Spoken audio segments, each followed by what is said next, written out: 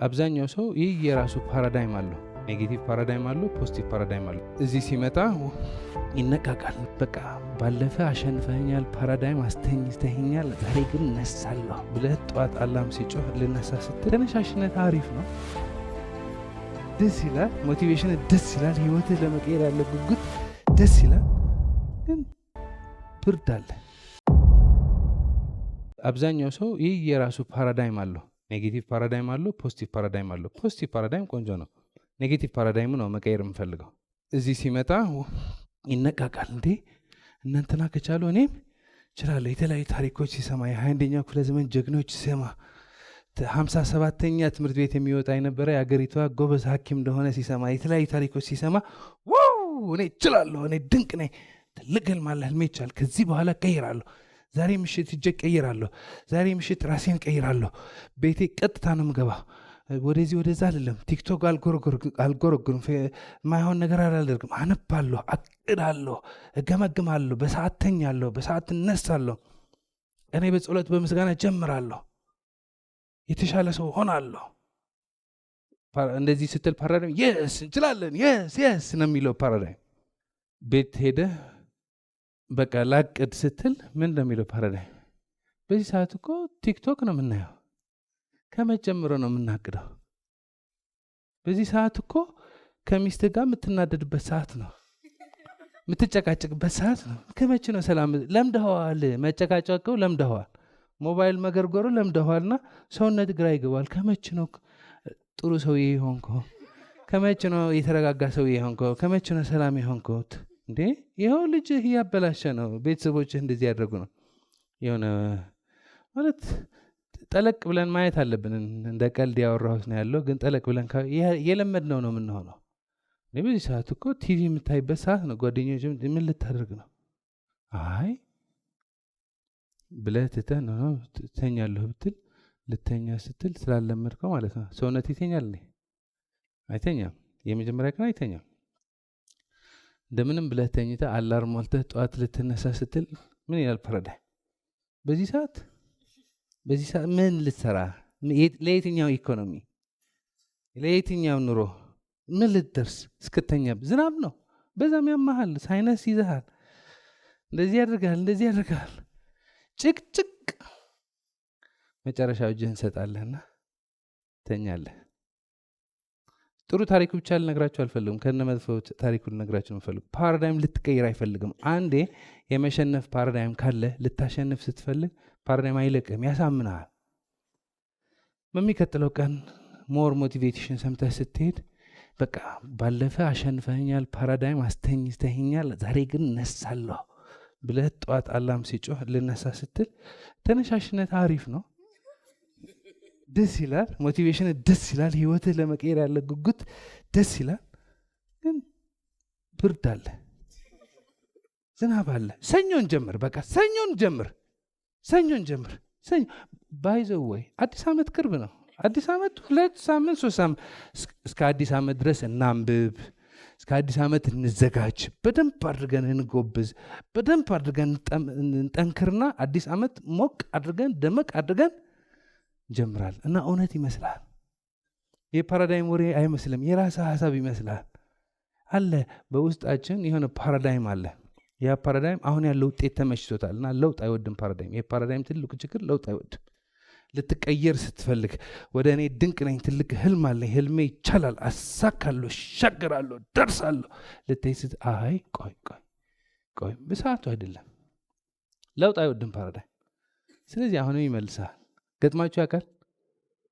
ትወጣለህ፣ ይመልሳል። ፓራዳይም ትወጣለህ፣ ይመልሳል፣ ትወጣለህ፣ ይመልሳልና ይሄ ራሱ መውጣት መግባቱ ድካም ነው። ስትወጣ ስትገባ፣ ስትወጣ ስትገባ፣ ስትቀየር ስትመለስ፣ ስትጀምር ስትመለስ ራሱ የቻለ ራስ ምታት ነው። ብዙ ሰው ሞቲቬሽን የሚያስጠላው እሱ ነው። ሞቲቬትድ ይሆናል፣ ይነሳል፣ ከዛ ደግሞ ምን ይሆናል? ይመለሳል። ሞቲቬትድ ይሆናል፣ ይነሳል፣ ከዛ ደግሞ ይመለሳልና መጨረሻ ኧረ ተወኝ ባካችሁ፣ ስንቴ ሞቲቬትድ ሆንን፣ ስንቴ ሞከርን፣ አይሆንም፣ ተወኝ በቃ የሚያስብል ደረጃ ያደርሳል እና መፍትሄ የሌለው ይመስላል። አሁን መረዳት ያለብን የሰው ልጆች ህይወቴ እንዲቀየር ማን ነው መቀየር ያለበት? እኔ ነው መቀየር አለብህ። እኔ ስቀየር ሀሳቤ ብቻ አይደለም መቀየር አለበት። ሞቲቬሽን አብዛኛው ጊዜ የሚቀይረው ሀሳብ ነው። ከሀሳብ አልፎ የሚቀይረው ስሜት ነው። የሰው ልጆች ሀሳብ አለን፣ ስሜት አለን፣ ድርጊት አለን፣ ልማድ አለን፣ እምነት አለን፣ ከዛ ደግሞ ፓራዳይም አለ። እነዚህ ነገሮች መቀየር አለባቸው።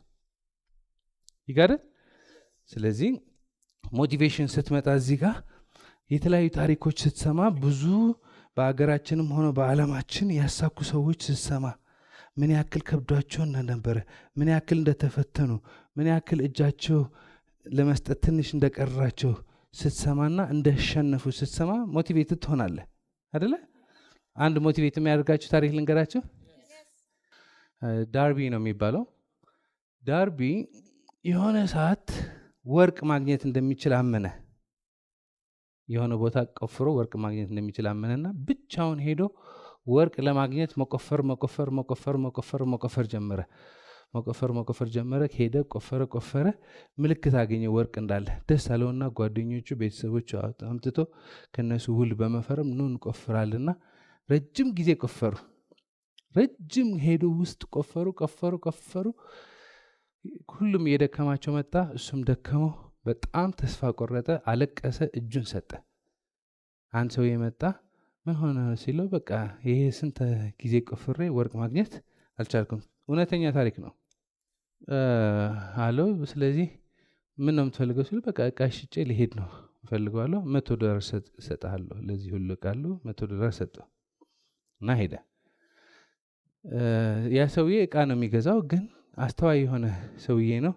ሄዶ አንድ ልምድና እውቀት ያለው ሰው አመጣ። ልምድና እውቀት ያለው ሰው፣ ስለ ወርቅ የሚያውቅ ሰው አመጣና ሲያማክረው፣ ሲያጠናለት ማለት ነው፣ ከተቆፈረበት ቦታ 3 ጫማ ወደ አንድ ሳይድ ቢቆፍሩ ኖሮ ሚሊየንስ ወርቅ ነበረ። 3 ጫማ ብቻ 3 feet from gold 3 feet from gold የሚባለው ታሪኩ። 3 ጫማ ቆፈረ፣ አገኘ ወርቅ። በጣም ሚሊዮነር ሆነ ሰውዬ። ትንሽ ዲስታንስ እና በጣም ሀብታም ሆነ። ከዛ ዳርቢ ስለዚህ ታሪክ ተሰማው። እዚህ ጋር ነው ያለ ህይወት። አንዳንዴ ፌር አይደለችም። ሰርተህ ላታገኝ ይችላለህ። ለፍተህ ላታገኝ ይችላለህ። ሞክረህ ላይሳካ ይችላል። አንዳንድ ሰው በቃ በዚህ የመጨረሻ ውስጡ ይጎዳልና ተስፋ ይቆርጣል። አንዳንድ ሰው ደግሞ ሞር ጥበበኛ ይሆናል፣ ሞር አስተዋይ ይሆናል። ዳርቢ ያጋጠመው ነገር ቀላል ነው? የከሰረው ኪሳራ ቀላል ነው? አይደለም። ባጋጠመው ኪሳራ ግን ለመፍረስ ዝግጁ አልነበረም። ተማረበት።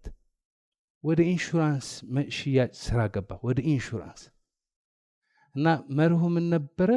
ሁሌ የምፈልገው ወርቅ ለማግኘት 3 ጫማ ብቻ ነው የቀረኝ የሚል መርህ ይዞ ወደ ኢንሹራንስ ገባ። ትልቅ ማልታ ኢንሹራንስ ካምፓኒ ገባ። ምክንያቱ ካልሸጠ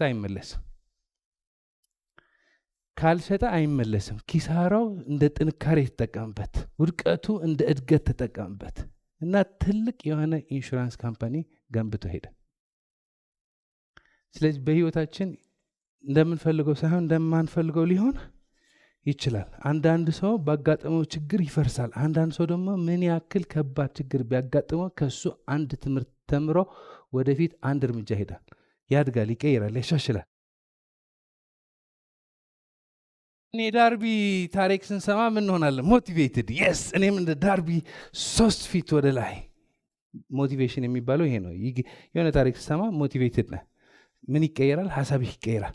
ታሪክ በጣም መሳጭ ከሆነ ምን ይቀየራል? ስሜትህ ይቀየራል። ግን ምን አልተቀየረም? ልማድህ አልተቀየረም።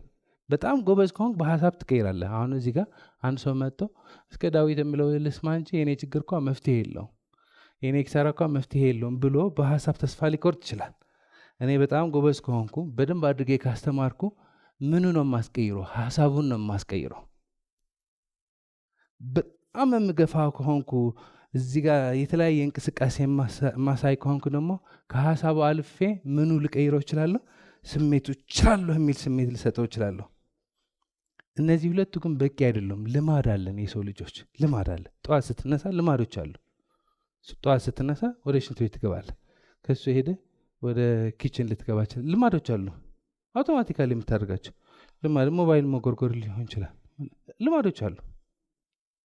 እነዛ ልማዶች ለይተህ ካላወጣቸው እነዛ ልማዶች ሀሳቡም ስሜቱን ድራሹ ያጠፉታል። ትነሳለህ፣ ሽንት ቤት ትገባለህ፣ ሞባይል ትጎረጉራለህ፣ ቢሮ ትሄዳለህ። ቢሮ የሆኑ ሰዎች ያቃጥሉሃል። መሀል ቀን ላይ ትናንት ማታ ምን ነበረ ስልጠና የወሰድኩት ይቻላል ወይ ጉድ፣ እስከ ቀኑ በሰላም ልለፈው ተረስተዋል ህልሙ።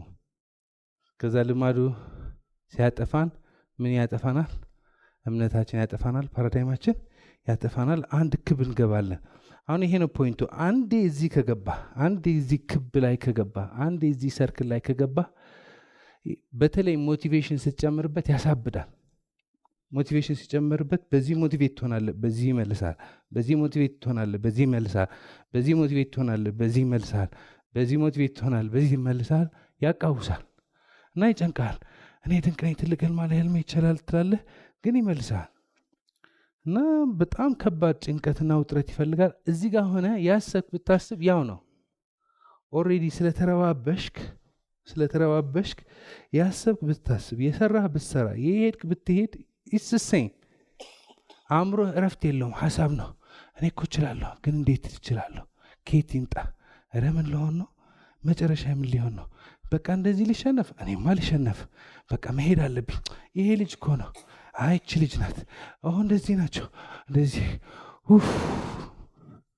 ጭንቀት፣ ውጥረት፣ ዲፕሬሽን፣ ኤንዛይቲ፣ ውጥርጥርጥር እና አንዳንዴ እንዴ የራሱ ጉዳይ፣ አንዳንዴ ሞት ይሻለኛል ደረጃ ልንደርስ እንችላለን። እንደዚህ ገጥማችሁ ያውቃል? አንዳንዴ እንደዚህ ያስጨንቃችሁ ያውቃል?